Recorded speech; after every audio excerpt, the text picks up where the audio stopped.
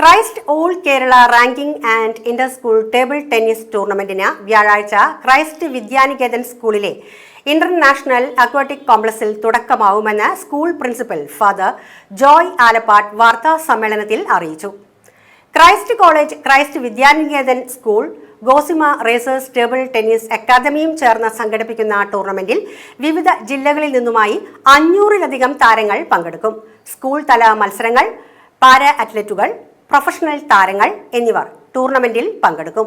Inter school para വിഭാഗ മത്സരങ്ങൾ September 11 രാവിലെ 9:30 ഇരിങ്ങാലക്കുട ഡിവൈഎസ്പി ഷാജു CL ഉദ്ഘാടനം ചെയ്യും.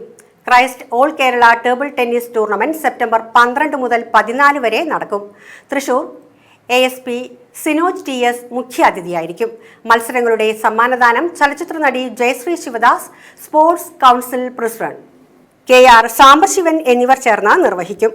ഷാജു MP, മിഥുൻ ജോണി എന്നിവരും വാർത്താ സമ്മേളനത്തിൽ സംബന്ധിച്ചിരുന്നു. ഈ വർഷം ഞങ്ങൾ എടുത്തിരിക്കുന്ന ഒരു കാര്യം, ഈ സ്കൂളിൽ പഠിച്ചുകൊണ്ടിരിക്കുന്ന എല്ലാ കുട്ടികളും ടേബിൾ ടെന്നീസ് വലിയ പ്ലെയർ ആയില്ലെങ്കിലും ടേബിൾ ടെന്നീസിന് കൂടുതൽ പ്രാധാന്യം കൊടുത്തുകൊണ്ട് ഈ വർഷം അടുത്ത വർഷമൊക്കെ ആയിട്ട് എല്ലാ കുട്ടികൾക്കും ഒരു ബേസിക് നോളേജ് ടേബിൾ ടെന്നീസിൽ കിട്ടണം. അങ്ങനെയാണ് നമ്മൾ തുടങ്ങിയിരിക്കുന്നത്.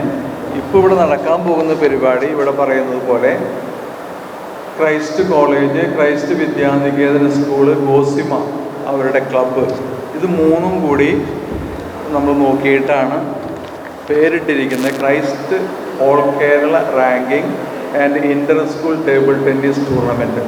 ഏകദേശം 500ഓളം കുട്ടികളെയാണ് നമ്മൾ പ്രതീക്ഷിക്കുന്നത്. വ്യാഴാഴ്ച നമുക്കതിൻ്റെ ഉദ്ഘാടനം, അതിനുശേഷം വ്യാഴം, വെള്ളി, ശനി 3 ദിവസങ്ങളിൽ ഈ വരുന്ന കുട്ടികൾക്കൊക്കെ പ്രൊവിഷൻ കൊടുക്കുക ടേബിൾ ടെന്നീസ്.